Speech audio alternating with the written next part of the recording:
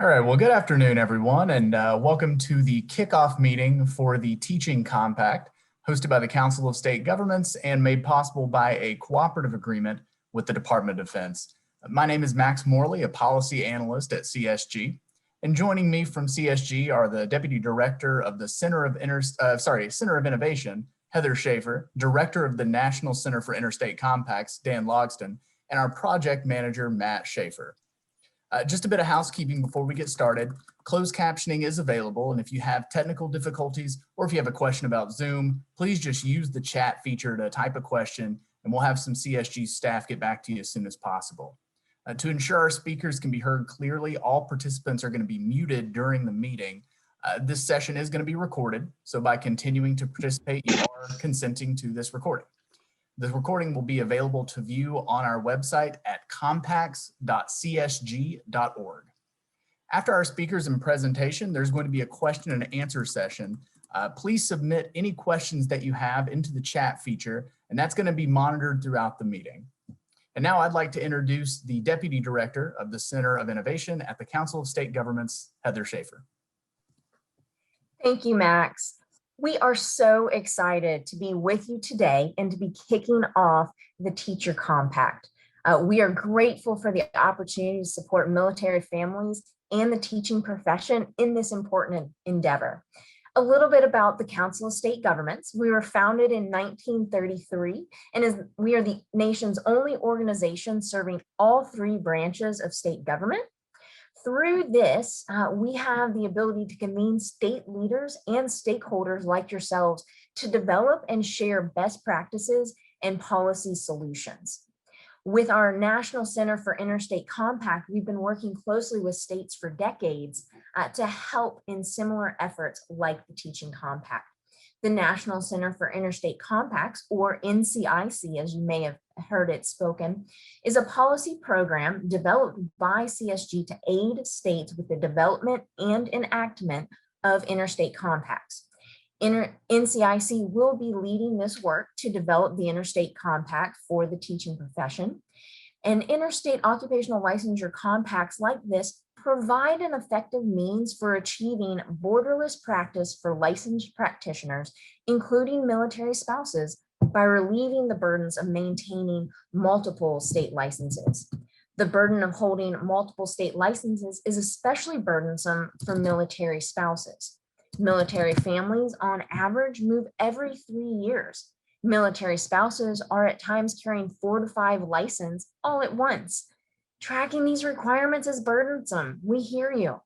States are working hard to streamline and expedite licensure, particularly for military spouses.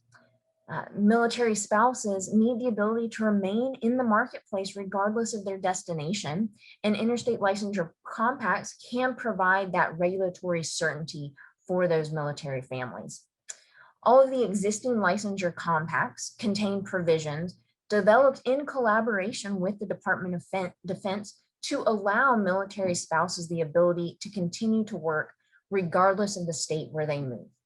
We are grateful to our partners at the Department of Defense for securing the funding to be able to create licensure compacts that will not only benefit military spouses, but importantly will support practitioners, military or non-military, across each of these professions. So I would like to take a moment to welcome our partners from the White House and the Department of Defense. Without their support, this project would not be possible. So I am honored to welcome Rory Brocious, Executive Director of Joining Forces, an important White House initiative to support military families. We are also joined by Deputy Assistant Secretary of Defense for Military, Community, and Family Policy, Patricia Barron. And also joining us is the Director of the Department of Defense State Liaison Office, Marcus Beauregard. Thank you for joining us and for the support you provide on this important work for the teaching profession.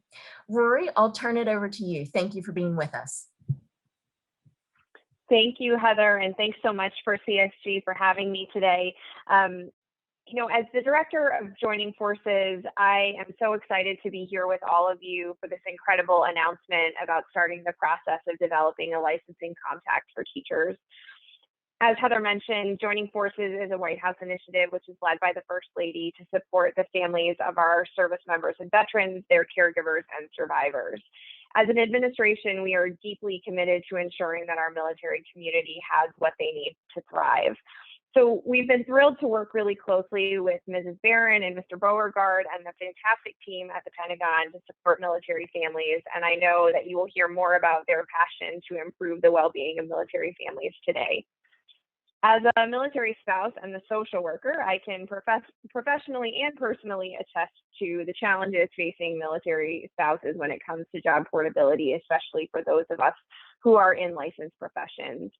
Having previously worked on efforts like this to improve military spouse licensure when I served as the Deputy Director of Joining Forces from 2013 to 2017, I understand what a profound impact establishing compacts can have. And I'm thrilled today that so many educators are at the table. You know, I work for an educator, and we know how critical it is for your voices to be reflected in this effort as it comes together and rolls out. At Joining Forces, we really see efforts to improve licensing portability for military spouses as essential to the well-being of our military families and to our national security. And a compact for teachers will provide military spouse teachers with full reciprocity and make incredible strides in ensuring economic opportunity for these families who sacrifice so much for us. As an educator and advocate for military families, Dr. Biden really sees today as an incredibly important step forward for teachers and our nation's ability to meet the educational needs of our children. So thank you again for having me today, and I will turn it back to Heather. Rory, thank you so much. We are so glad to have you, and we appreciate your comments. I'll now pass it to Deputy Assistant Secretary of Defense, Patricia Barron. Thank you so much, Heather. Hello, everyone. I'm so excited to be here today, but I first want to thank my good friend Rory Brosius for being with us and for representing the White House and the wonderful Joining Forces initiative that Dr. Biden leads and is actually so passionate about. So thank you again, Rory, for being with us. Your involvement shows just not only how much you care, but certainly the entire administration cares about military spouses and their well-being. So thank you again. So I am a military spouse. I followed my husband around for 30 years, which I'm not going to tell you how old I am, but I look young. No. And in those 30 years, I started out as a registered nurse. I met my husband in college, and I had gotten a Bachelor of Science in nursing. And I have 7 state licenses because I never quite knew when I was going to need to go to work. And so every time we moved to a new state, I would have to go through the rigmarole of getting a new license. So I do very much understand how difficult and challenging that can be. I have so many friends that are teachers, so many military spouse friends that are teachers, and their stories are even more challenging than my own. And so my hats go off to those of you in the audience that are military spouses.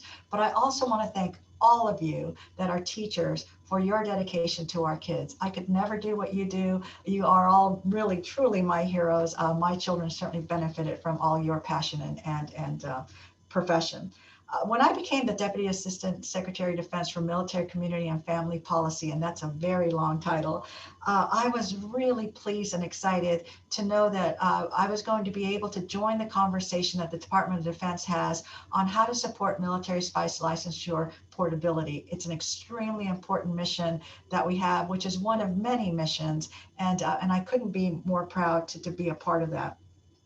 We certainly think about the well-being of our families. And you know, there's a saying that goes, if the military wanted you to have a family, they would have issued you one. Well, that's a very old saying that doesn't apply at all, because more than 50% of our military service members are married.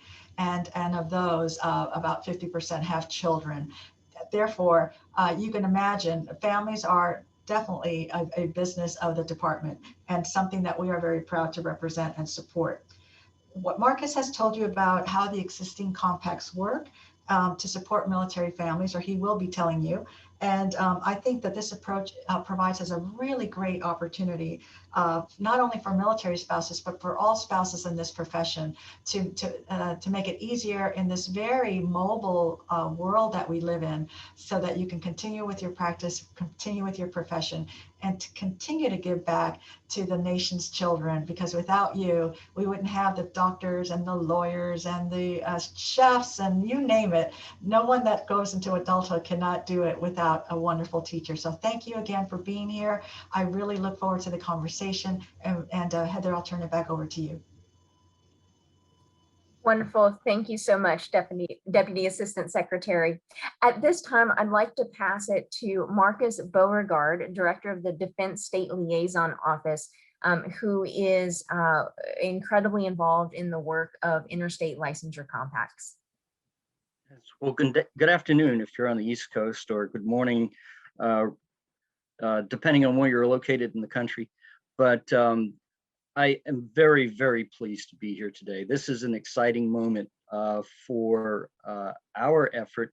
My small office has been working licensure since about 2011, and we worked with Rory when she was the Deputy Director of Joining Forces. So we have that common experience, and it's we understand that it is difficult to create a national level template that can work effectively, because it is a responsibility of states, and it will remain a responsibility of the states. And compacts provide that opportunity. I just want to say that we know that it's about 34% of military spouses who hold a license are teachers. And so it is the largest group of licensed professionals we have within military spouses. So it is extraordinarily important that this happens. I just wanted to give you a couple of quick sort of historical notes. I've been working with Phil Rogers a long time to support military spouse teachers, and his organization and the state directors have been doing great work. But we had an opportunity in August of 2018 to sit down with a group of legislators and educators from the Northeast at their CSG Northeast or Eastern Region Conference.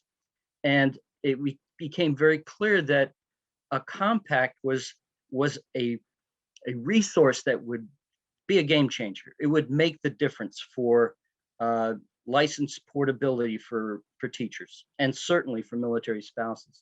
And so since then, we've been working together in different forms, different venues to talk about this issue, and we've always come up with this same answer, that compacts are the way to go.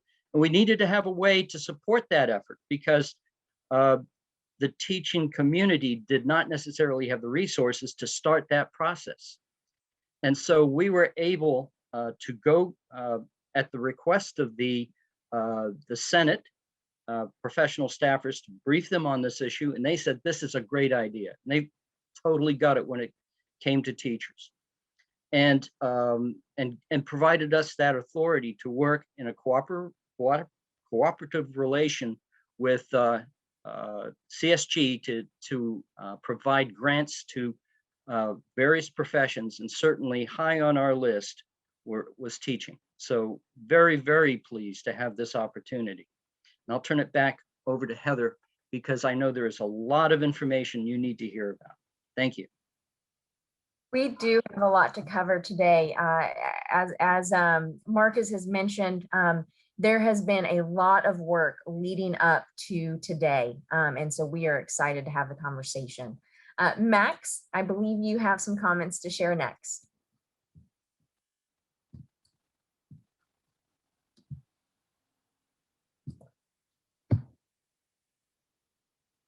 Do we have Max? If not, I'll roll with it. I just want to say thank you again. Sorry about that. I was on mute. Sorry, folks. So thanks, Heather.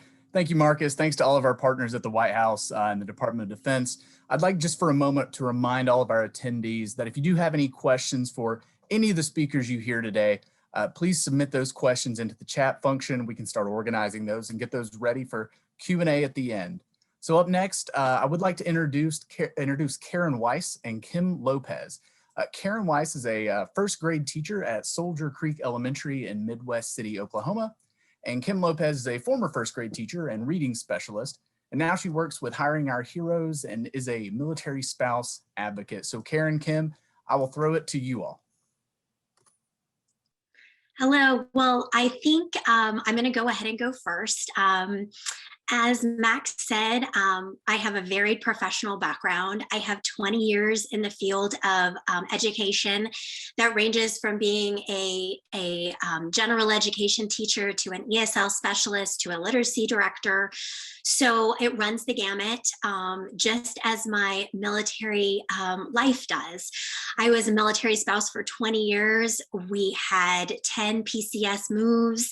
So I truly understand the challenges with teachers facing those relicensure issues at every turn. I will tell you that I currently still hold 2 professional licenses in 2 states. I am currently working on a 3rd because I know in this role, it's always important to keep my options open because there isn't a lot of reciprocity. And I want to make sure that I have, open opportunities for the future. But that's why it's so exciting to be here today, looking at this compact and making things easier, the teachers that follow in mine and Karen's footsteps. To give you a little bit of background on a few of those challenges that I'm going to speak to, and then Karen's going to also give samples as well. I think the 2 biggest challenges I will say for me have been the cost of relicensing as well as the time-consuming process. I will say as the cost goes, we have made in the last couple of years. In 2019, we were lucky enough to have several of the services be able to open up reimbursement programs for some relicensure. But I will say that hasn't been available to everyone at every turn. Also say that that doesn't always cover all of the costs, unfortunately. To give you one example, in one move that I made, it was going to cost me $700 to make that licensure change for several different reasons. First of all, I was going to actually have to retest on some national teaching exams because they didn't exactly match between states. I was also going to have to pay the relicensing fees for the processing that was happening within the state. And then I was going to have to go back and take more current coursework because as a seasoned educator, unfortunately, my education has, been between the last 5 and 15 years. So in many cases, many of these states were looking at my coursework saying that it wasn't up to date, even though I had had continuing education courses. So all of that adds up to being extremely costly. I will also say the second thing, commitment and the processes of being able to match the openings within school districts of their hiring windows, as well as processes for relicensing. And many times, sadly, those don't correlate. So in education, we know there are opportunities that have more job opportunities than other times of the school year. So, being able to navigate the process were different in every state. I was fully licensed going into an interview was often very difficult. And what happened was this created many missed opportunities for jobs, or school districts that were be accommodating would put me in non-licensed roles until my license would come through, or often force me to take lower level positions than what I was had been working within, way below education level and way below my goal, just to have an opportunity to hopefully move in on when my process at license was finished. So as you can, there are so many fine details that come into the relicensure process that make it very challenging sometimes for teachers to sustain work in the field of education. And I am not alone in this. This impacts thousands of teachers that are military spouses on a regular basis, and we are constantly running it up against roadblocks when we want to stay in our profession and we want to be able to help fill gaps with some often teaching shortages in many of these places, and we just aren't able to find that connection. So Karen's going to go also share some of her, but thank you for giving this opportunity to share my story. Yes, I'm Karen Weiss. Actually, I'm no longer in Oklahoma. We have since moved. I now I now teach second grade in Springfield, Virginia, in a German immersion public elementary school.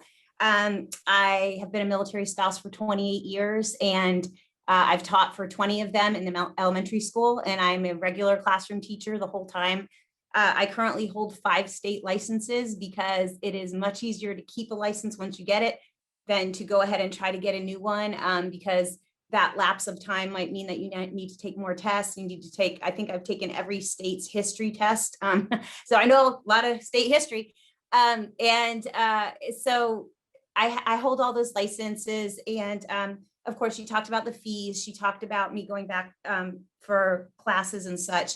But I also want to talk about the younger spouses, because I'm a seasoned spouse. I've had all of the issues with reciprocity and licensing, but I think I'm also a voice for the spouses who are newer spouses, who are military spouse educators.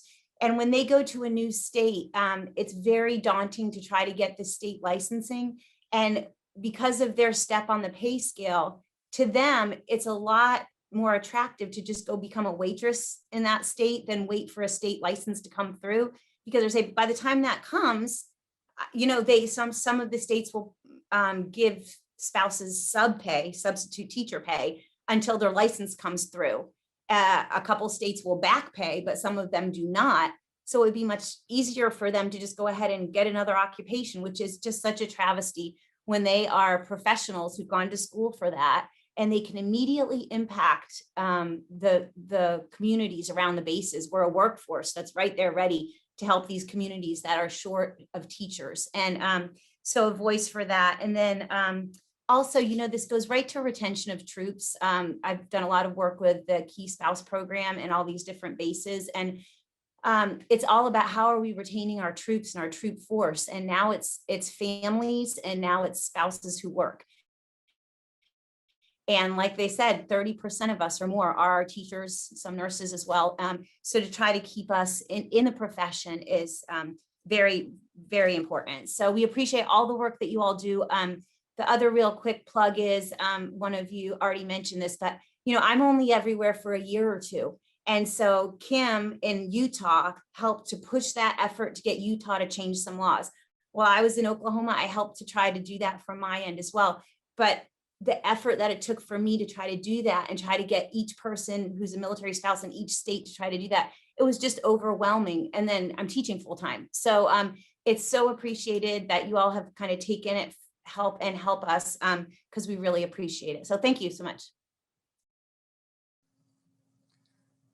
Well, Karen, Kim, thanks so much for sharing your personal experience and your professional experience working with all of this. And we really appreciate you joining and sharing all that today. So thank you very much again. Next up, I'd like to introduce the Executive Director of NASDTEC, which is the National Association of State Directors of Teacher Education and Certification, Phil Rogers. Phil, you can take it. Thank you.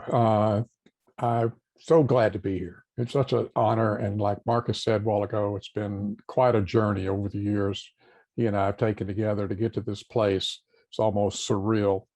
NASDAQ, if you're not familiar with NASDAQ, was formed in 1928. We represent state offices that have the responsibility for licensure of professional K-12 educators.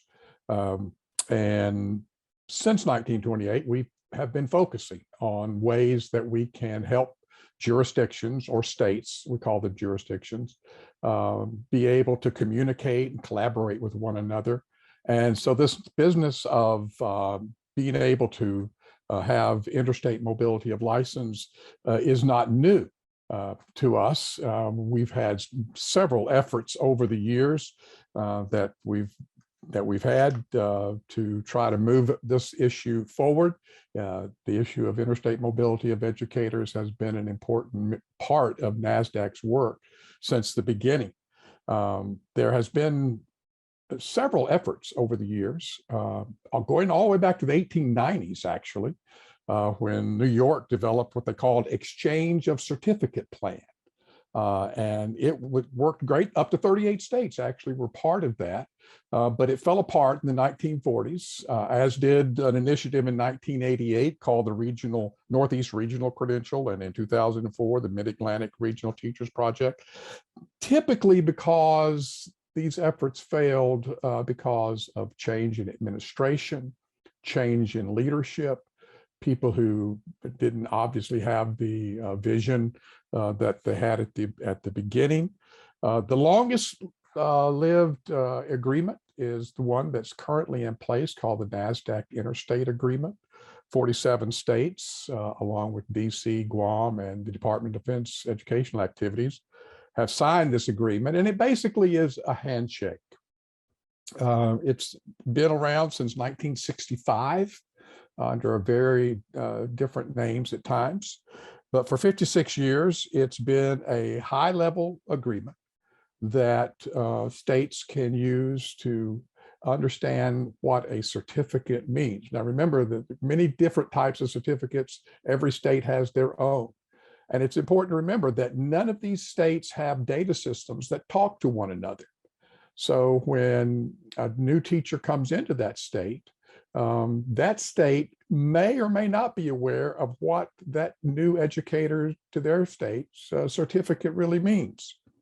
So I thought it might be helpful especially for those who are with state offices of licensure who are listening in today, to understand the difference between the interstate agreement that many of you are part of and the interstate compact. Let me just give you sort of a side-by-side. The interstate agreement is managed by a representative group called the NASDTEC Executive Board, and they review it every 5 years and then make a decision on whether it is to be continued or changes need to be made. The interstate compact, on the other hand, will be managed by every state that is participating in the contract. Every state will have a representative on some type of commission that will have the responsibility for the compact. The NASDTEC Interstate Agreement is an informal agreement, basically a handshake, where the Interstate Compact will be a contractual agreement that will be official, because every state will have to process the compact through their legislature and be signed into law by their governor. The interstate agreement is non-enforceable. The interstate compact, as a contract, will have an enforcement process. The interstate agreement varies by state. Every state can have different things they add to it. We call them jurisdiction-specific requirements, JSRs. However, the interstate compact will have no variability. Every state will agree to the compact language, and there'll be no changes to it. The interstate agreement, there's no data sharing. The interstate compact, there will be a shared data system, so states can track their certificate as it aligns with other states' certificates. The interstate agreement has no alignment of certificates. The interstate compact will have an alignment of certificates that are submitted to participate in the interstate compact agreement. And then finally, the interstate agreement doesn't really improve teacher mobility.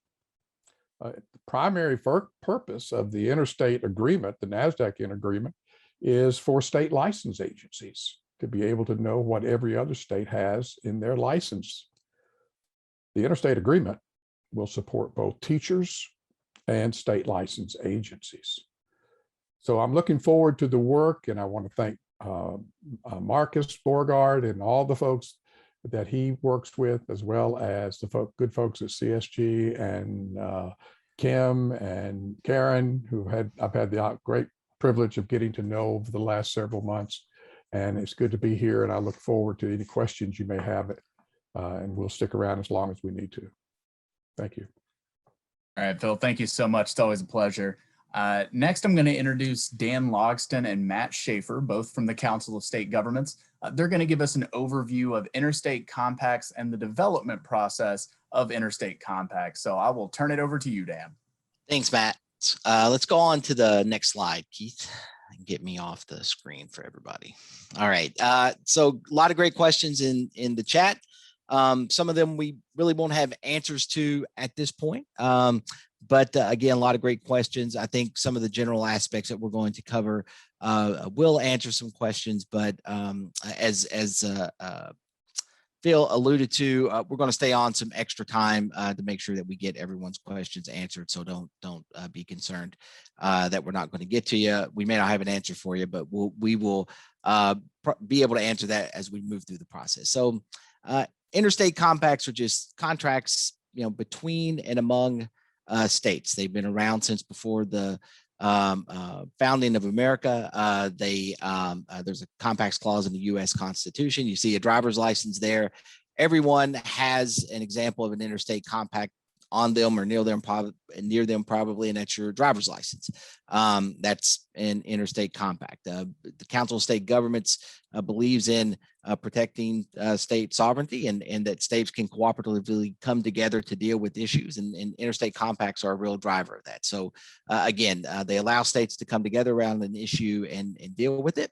They maintain state sovereignty, and then they allow states to respond to national priorities with one voice or in a bilateral manner or a regional manner. So as Phil mentioned, they're binding on the member states, but obviously the way you get into a compact, it passes through your legislature, it's allowed to become law by your governor, and you get out the same way. There's obviously withdrawal provisions in every interstate compact, but that's not necessarily been an issue for any of the 250 that exist. So and certainly not the licensure compact. So let's go on to the next slide.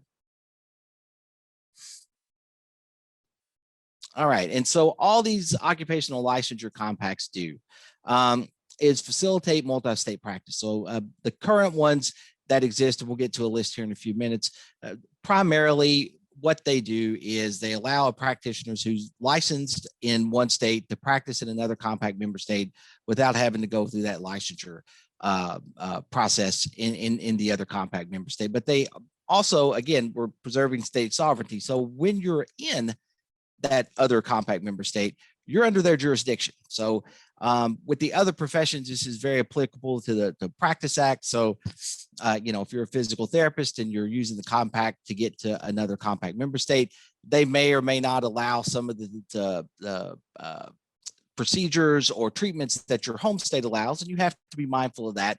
And you have to adhere to that. You won't have a defense before the PT board if you get pulled in for engaging in some sort of a treatment that's not allowed in that state, because it's up to the practitioner to know that.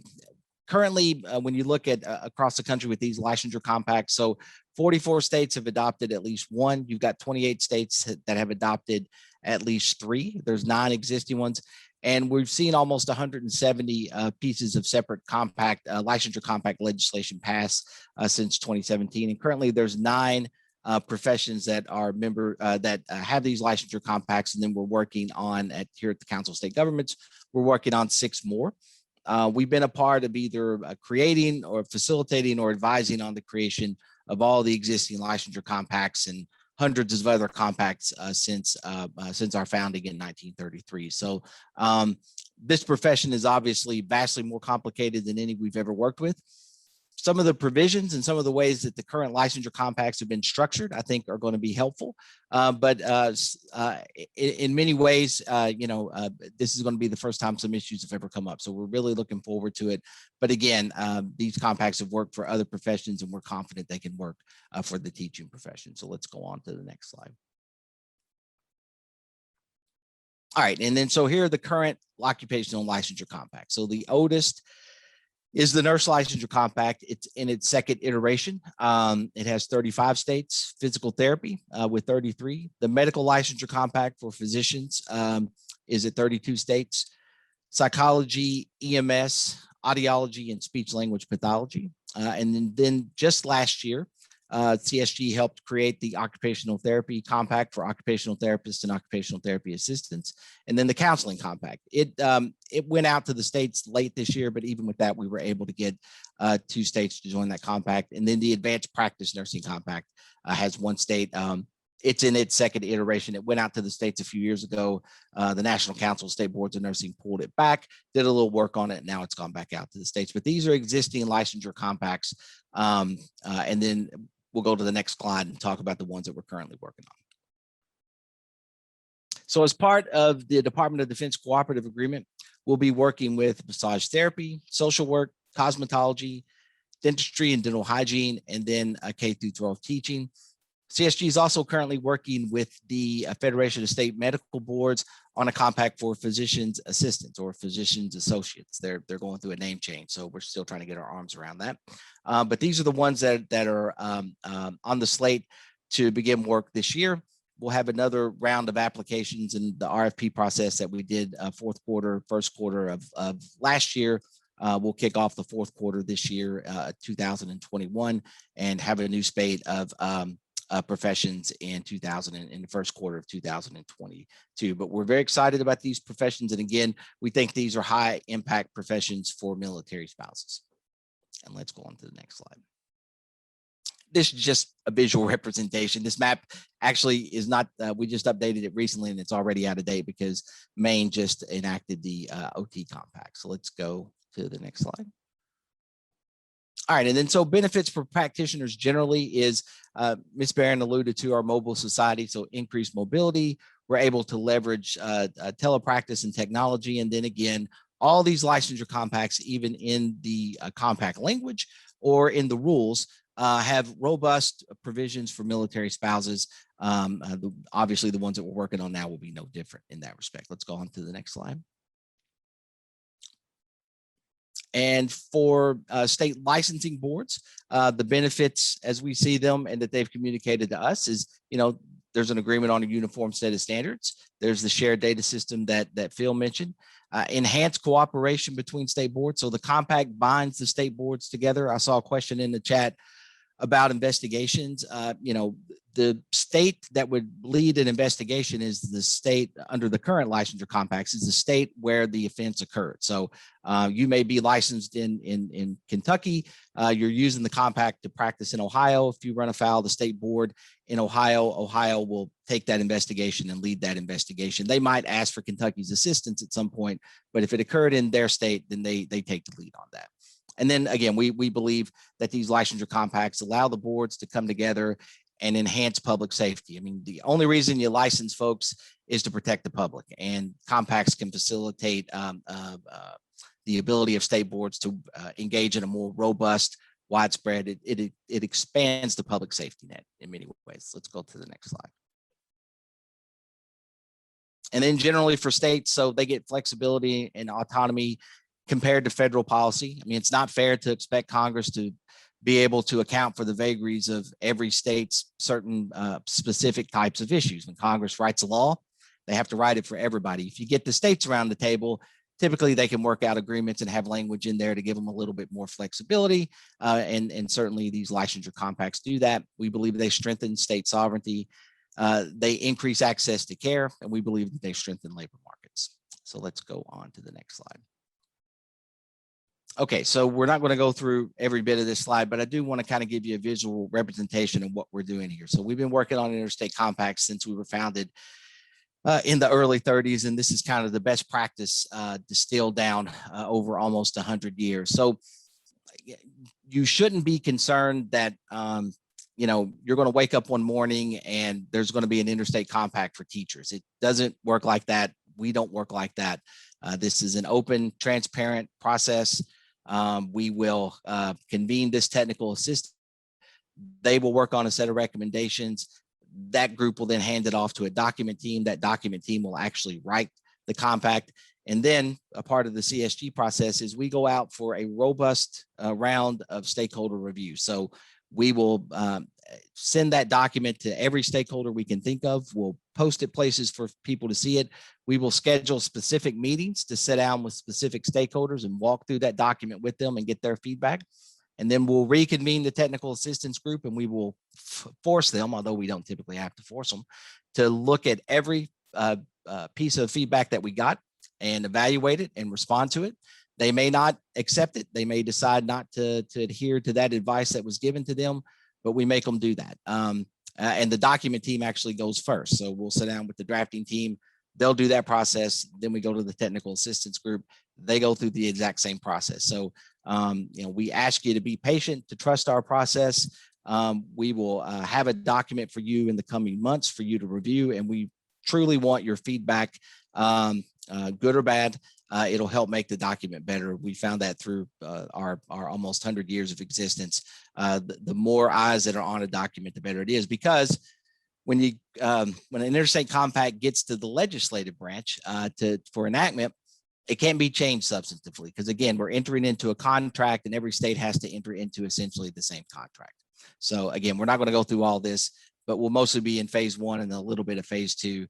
But no one should be worried that they're, again, just going to one day they're going to see that the teaching compact is out to the states and what's in it. You're going to be advised about what's in it. So let's go on to the next slide. All right, and at this point, I'm going to turn it over to my colleague, Matt Shaeffer. And again, we're going to stick around and answer your questions if we can.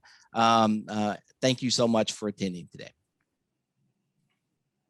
All right, thank you, Dan.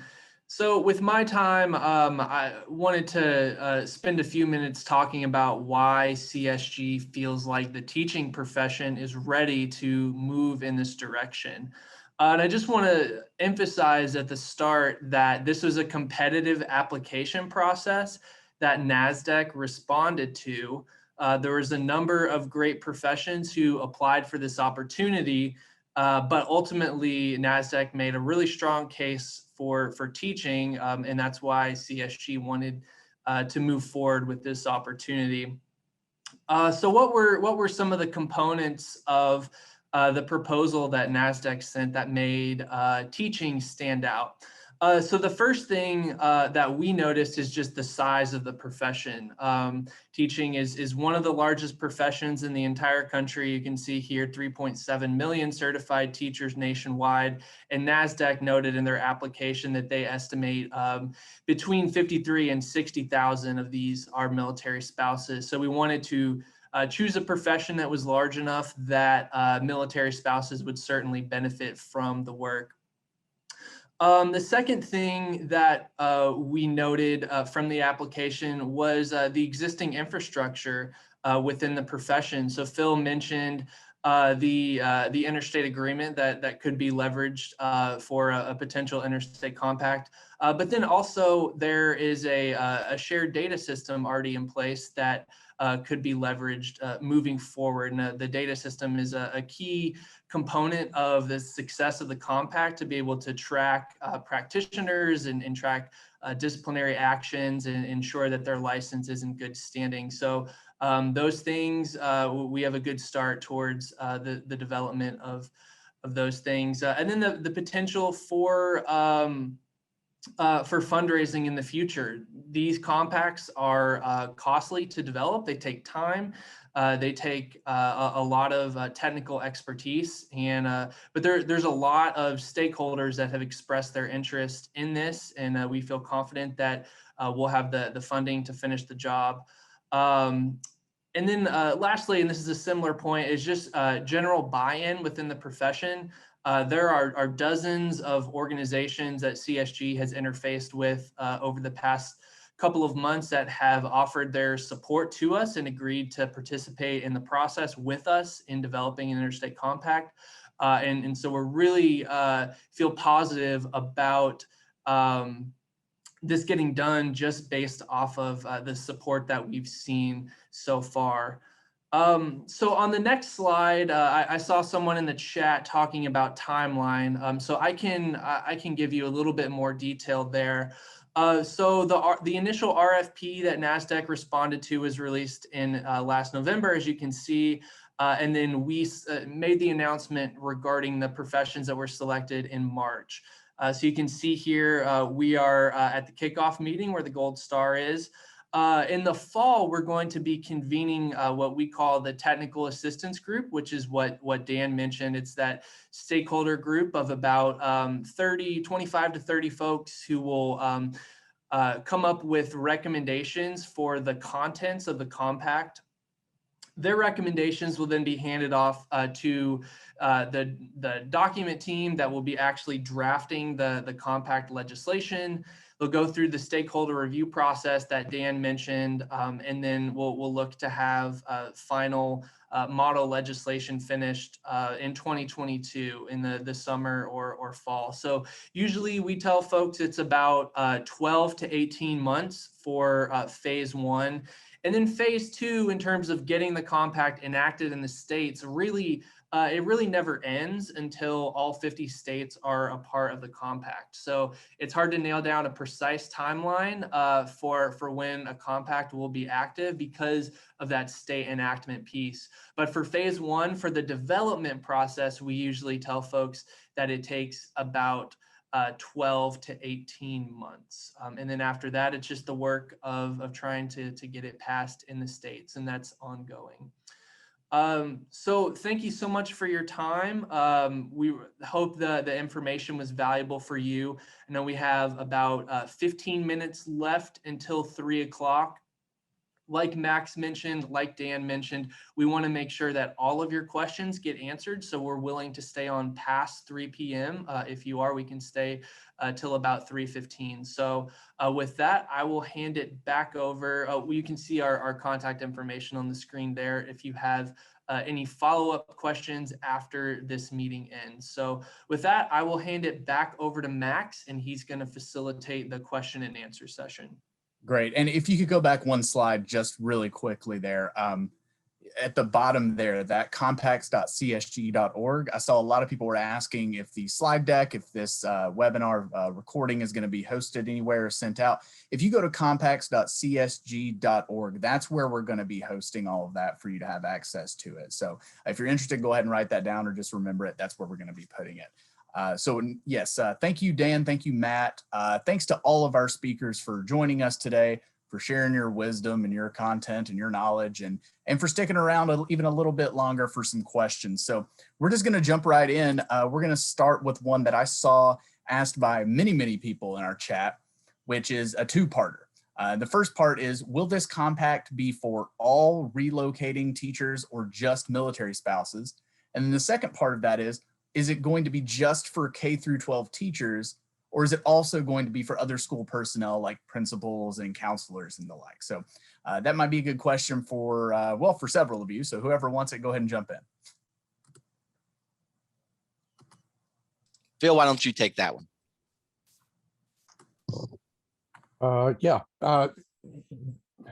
These things, I think, have to evolve.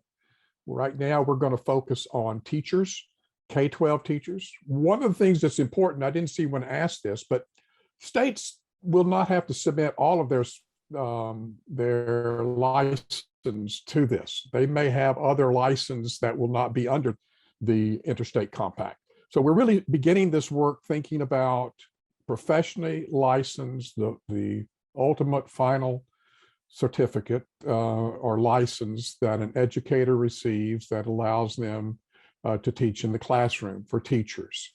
Now, as time goes on, then the commission who will oversee this compact, made up of all the states that have adopted it, may decide to bring others into it. So we'll see how that evolves. Yeah, thanks, Phil. I mean, and again, I want to be careful here because just because something works one way for an occupational therapist, I mean, there's general principles with all these licensure compacts. So, please don't read, too much into this. We're giving you our best experience, but obviously the teaching profession is unlike, and we have a lot of experience at the Council of State Governments. We've been a part of a number of Department of Labor grants looking at occupational licensure in the states. We work on a lot of these licensure compacts, but the teaching profession is unlike any other profession out there, as all of you well know. But typically what the compact does is, it gets you into that state, the other compact member state, without having to be licensed. Now, if you're an occupational therapist and you want to supervise occupational therapy assistants in that other compact member state, and that state has in their practice act some additional requirements to engage in that supervision, the compact doesn't touch the Practice Act, right? We're just dealing with licensure here because we're preserving state sovereignty. So you would have to, complete those things that the state requires in order to engage in supervision. But as far as an occupational therapist getting into that state and practicing as an occupational therapist, the compact deals with that very easily. So again, with the teaching profession, nothing is going to be apples to apples, but that's how it works for the other compact professions with these licensure compacts. All right, thanks, Dan. This will be another one for you, and I'm trying to capture the ones that I've seen asked by multiple people up front. So it's a general question about unprofessional, immoral, unethical conduct. Dan, you mentioned it, but I want to maybe bring it up one more time. Is the home state the state that's going to be responsible for investigating and enforcement of action on that? And then also someone was asking who would cover the costs of such an investigation? Yeah, so the current licensure compacts, I mean, where the offense takes place is who has responsibility for that investigation. So if I'm an occupational therapist and I'm licensed in Kentucky and I'm using the compact to practice in Ohio, Ohio is responsible if I violate the Practice Act there of conducting that investigation. That's their responsibility.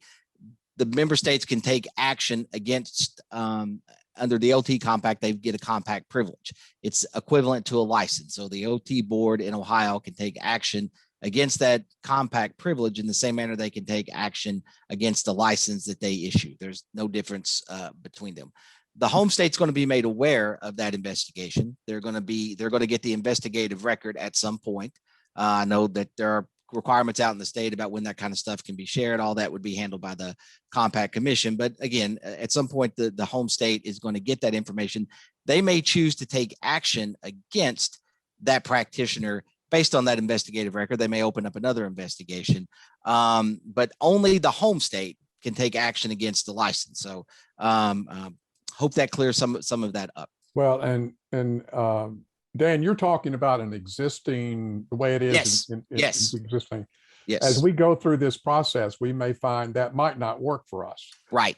We may have to come up with a different model for That's teachers. Right. So we're moving this forward slowly because there are a lot of different moving parts in every state, and none more important than the investigation of misconduct. Because there are just a lot of laws and things that affect that. So as we move forward, that may be the model that comes out of this, or it may not be. Yeah, we're sharing with you our best experience based on the current licensure compacts. Phil is 100% right. And again, I just want to caution everyone, just because the medical compact does something a certain way, or the PT or the speech pathology and audiology compact, that may not work with the teaching profession because it's vastly different from any of the professions that currently have a licensure compact. Got it. Thank you so much. Let's move on to another question that's a little bit in the weeds about compacts. What is the distinction between reciprocity and participation in an interstate compact on licenses? Well, I mean, for the current professions, the compact is binding. So the compact lays out criteria whereby you can, under the nursing compact, get a multi-state license, or under the other ones, get a compact privilege or a privilege to practice. And those requirements are set in stone. So whereas reciprocity may differ from state to state, the compact sets up that uniform criteria. So if I'm a physical therapist and I want to get a compact privilege in 3 states, there's not 3 different set of criteria that I might have to deal with, even though it's expedited and even though it's easier than getting licensed. With the compact, I go to the compact commission website, I pick the 3 states, and I get my compact privilege in those states and I move. With the nursing compact works just like your driver's license. You get a multi-state license in your home state and you can practice in any other compact member state. So it's very convenient from that standpoint, and doesn't even require that extra step. So, I think that's the and it's binding. So again, You see, I know that state boards, and again, for professions that currently have these licensure compacts, state boards typically always try to cooperate in investigations if they need to share data. Under the compact, they're required to do that. There's no handshake agreement. They are bound to each other and bound to help each other, whether it be with an investigation or other matters that may arise as a result of a practitioner their license essentially punching their ticket to get into another compact member state. Sure. I know one of the themes that I saw developing in the chat was around cost as far as revenue lost by states, because the other side of eliminating fees or lowering fees for folks exercising some compact privileges that the state is not bringing that money in. So a lot of people were asking who would cover or make up for these costs. Have we seen in other compacts that be a concern? And if so, how was that addressed?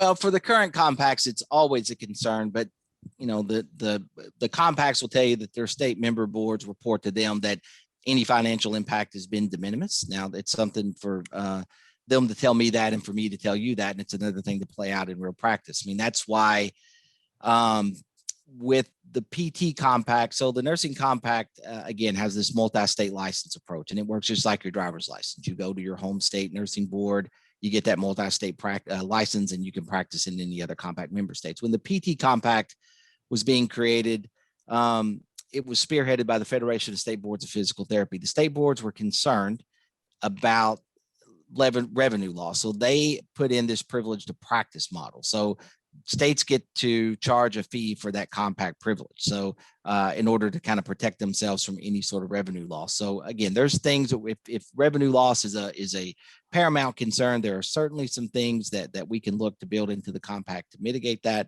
But I would just encourage you not to lose sight of the general benefits of the compact, and that's what states have found that are currently members of the existing licensure compacts. But the nursing compact member state boards will tell you, and again, they don't get any revenue from a multi-state license other than the ones that they issue, that their revenue losses have been de minimis. All right. Thank you, Dan. Marcus, this is a question that was asked. It was directed to you. Someone was asking about salary, and does the compact seek to address salary steps within compensation models? Is that something that the compact is going to be working on? Well, certainly it's going to be determined by really the assistance team to decide what will be covered in the compact.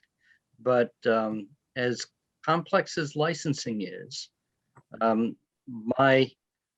I guess my going in thoughts are that this will probably be something that'll cover licensing, but it's not likely to cover all those other issues that are equally important to transferring teachers that impact them when they move. And so it's retirement vesting is another issue, along with compensation. So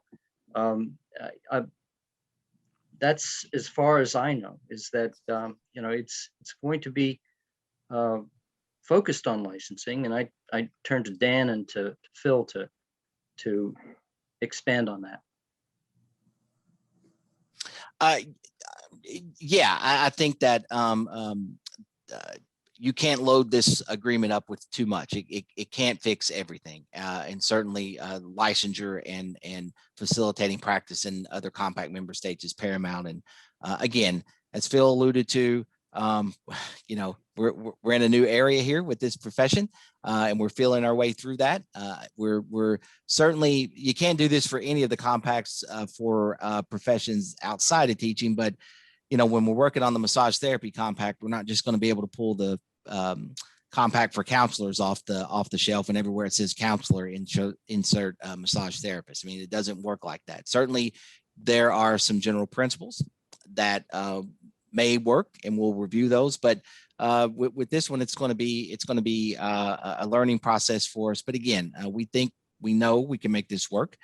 for the teaching profession. It just is, I think, going to have a different flavor than the other current licensure compacts for those professions, because, yes, nursing, medicine, speech pathology, massage therapy are vastly different professions, but at the state level, they're all kind of regulated the same way. You got a board, you got a practice act, they license folks, and there's that sort of commonality there. And again, so that's certainly not apples to apples with the teaching profession.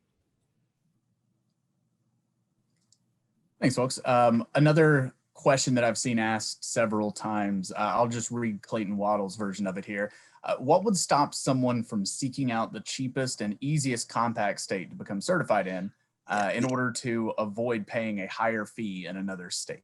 Yeah, that's a great question. So I think here's where we're going to be able to use a principle from the existing licensure compacts, and everything's tied to your home state of residence. So you can't just go to any compact member state and get a license and get into the compact. Your home state of residence, your primary state of residence, has to join the compact in order for you to be able to, as a practitioner, to participate in the compact. And the main reason for that is discipline. What legislators have told us over the years, what state boards have told us over the years, is they don't want to have to go look for a practitioner all over the country. So if your primary home state of residence doesn't join the compact, you can't participate, because when you're in another compact member state, and let's say they need some information from your home state board about your original licensure, or they need to serve you with a subpoena, they have to have confidence that you're going to be there. So I hope that gets at that question. Thanks, Max. Sure. Eric Sherman asked, how will the compact account for professional development, resulting in opportunities for higher qualifications or next level licensing credentials? Yeah, I mean, that's just one of those questions that, I can't answer. Maybe Phil can take a stab at it, but I'm reluctant to take a stab at anything. I mean, that's just something that the project team's gonna have to grapple with. And then obviously, once we go out for stakeholder review, those folks will inform that. But I certainly think that we can address it. The current existing licensure compacts have found a way to address that. Yeah, and I would just add, Dan, that the development through the technical assistant group, and then the follow-up with other organizations that will be reviewing this, the incredible amount of review and transparency that's going to be part of this process. A lot of these questions sort of assume that this is going to be something that's going to be done to them, but rather this is going to be something that will be developed by agreement with almost everybody who's on this call. At some point, there will be negotiations and compromises and trade-offs, but it will be done in a way that everyone will know what's happening and will be headed in the right direction. So a lot of the questions sort of assume that this is something that will be just taken out of a can and put forward. And as you said very clearly and very well a while ago, this is going to be a year and a half process of negotiations, trade-offs, compromises, and development of this agreement so that we can get the most states to participate that we possibly can. Next up, we have a question about diverse voices. Anthony's asking, what is your plan for including diverse voices in the compact development process? Well, I think we've built a diverse team that's going to be a part of the project team. But again, I think that gets to the stakeholder review process where we are, anyone that would like to respond to it can get us. We will schedule calls with lots of different organizations to review this work, some that we don't even know exist at this time, that'll come forward. So yeah, that's something that, as Phil was just mentioning, that stakeholder review process is so critical, and it's so important to vet this thing widely with numerous groups. And we just it's something that is certainly a focus for the Council of State Governments. We want to put that into our work, and we endeavor to put that into our work. It's a mission statement from our CEO. So we certainly keep that top of mind as we're moving through these projects. Sure. So I saw, and I've lost who asked it, but the question was, what if you're attending an online university that licenses in a state other than the home state of residence?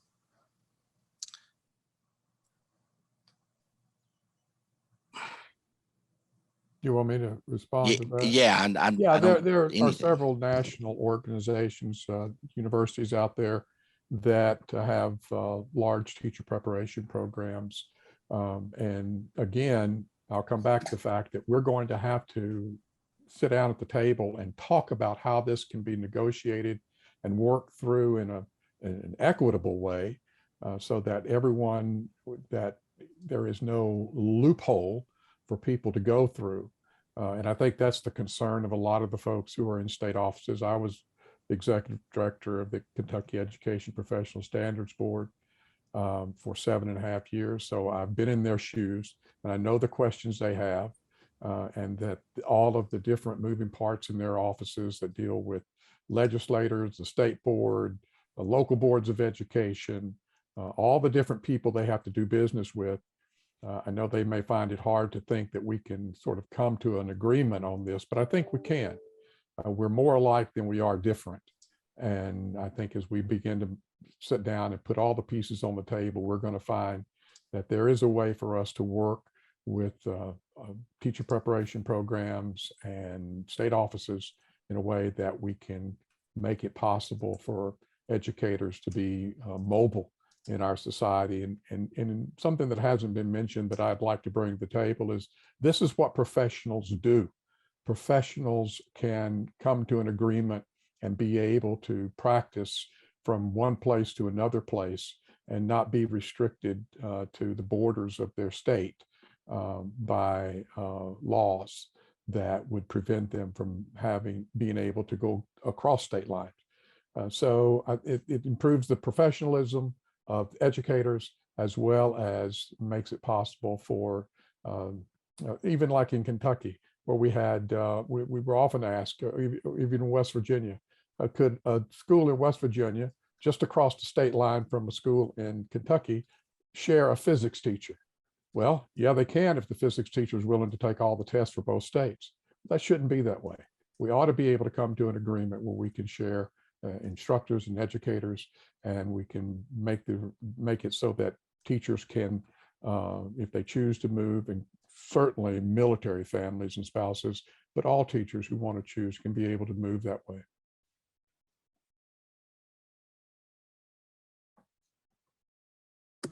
Thank you, Phil. We had a question about the who is administering the compact. So does each state decide which state agency is going to be responsible for administering the compact?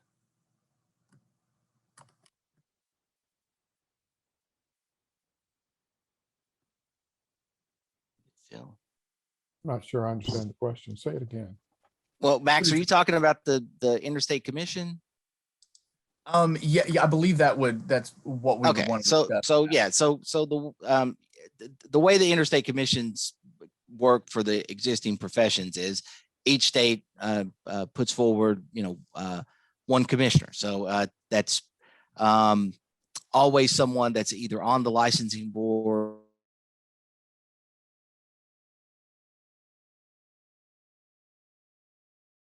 it's an instrumentality of the state.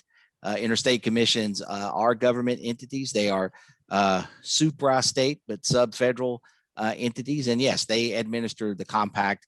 They are representatives of their state. That is something that is defined, and the process for appointment is laid out in the compact. So that's something that we'll be focusing on.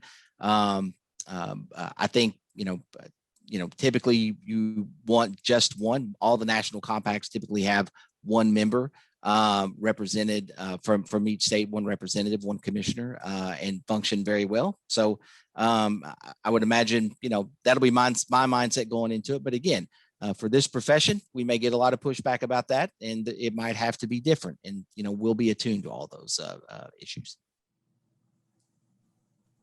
So what about alternative routes to licensure or provisional licenses? Not all, as someone pointed out in the chat, not all routes to licensure are through what would be considered traditional teaching pathways or licensure pathways. So what about some of those alternative licenses? You want me to take that one? Yeah.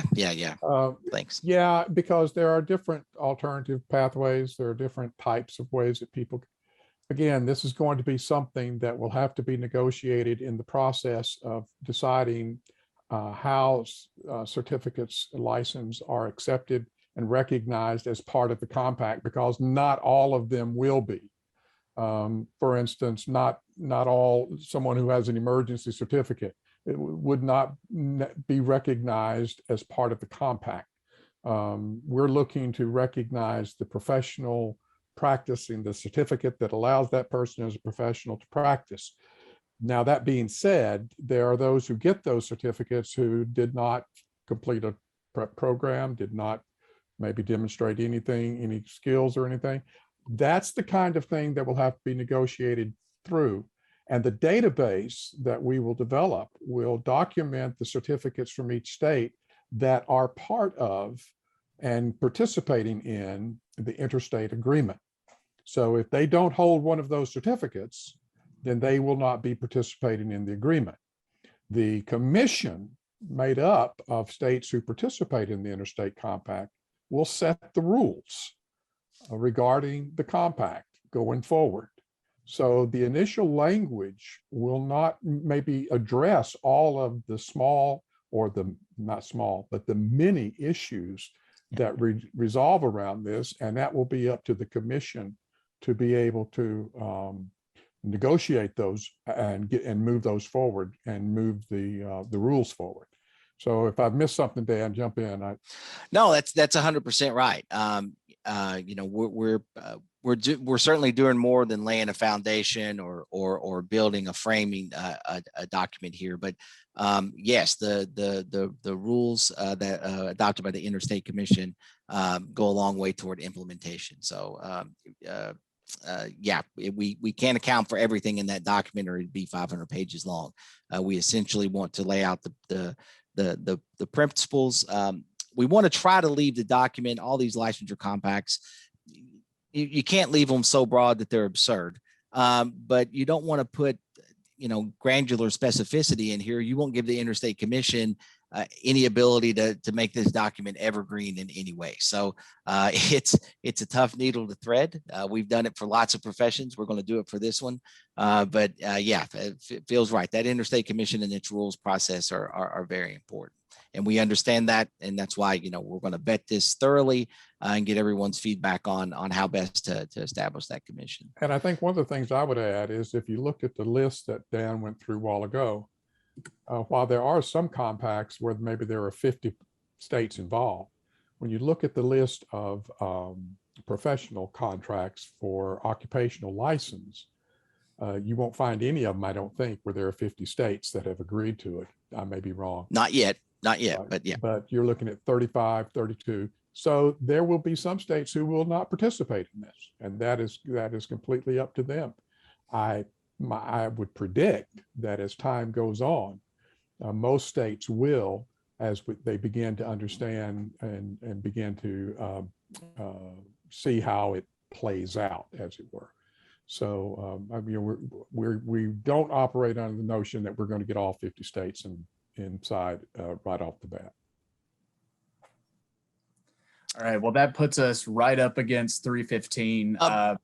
Yeah, Dan. Max, somebody I don't think feels like their question got answered, so I want to make sure I answer it. But before I answer it, I just want to say that again, let's not look at what the physical therapist did and think that that's going to be the teaching compact, because it's not. It can't possibly be. But yes, the way these current licensure compacts work is you're not getting licensed in any of the other compact member states. Your home state license is punching your ticket to get into those other states. I believe that mutual recognition model is something that's important and to be a guiding principle for us, but that's the way the current licensure compacts work. But again, we understand we have to work through the vagaries of the teaching profession. Sure. Well, thanks to all of our speakers who stuck around for an extra 15 minutes of their day to answer questions. We're right up at 3:15. We're sorry if there's anything we missed, but you have the contact info for several of our speakers. Feel free to shoot those questions over and we'll get back to you as soon as we can. But I want to thank everyone for joining us for especially this time we ran over. We really appreciate you participating in this. And again, thanks to our speakers from all over the country who've joined us here today.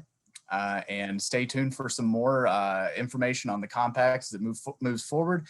And make sure to check out compacts.csg.org. And that's where we're going to be hosting the slide deck and the recording of this webinar. So again, thanks to everyone who joined us.